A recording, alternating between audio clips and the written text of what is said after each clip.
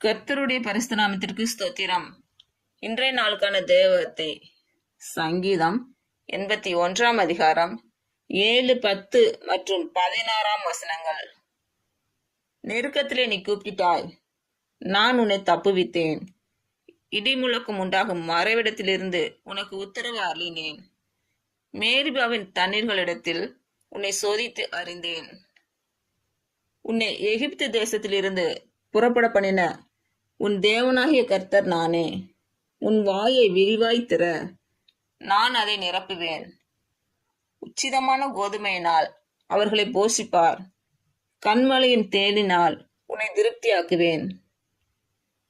இன்று பிறந்த நாள் மற்றும் திருமண நாள் காணும் அனைவருக்கும் இயேசு கிறிஸ்துவின் நாமத்தினாலே வாழ்த்துக்கள். கர்த்தர் உங்கள் பலவீனங்களை மாற்றி உங்களுக்கு பலத்தை கட்டளையிடுவாராக.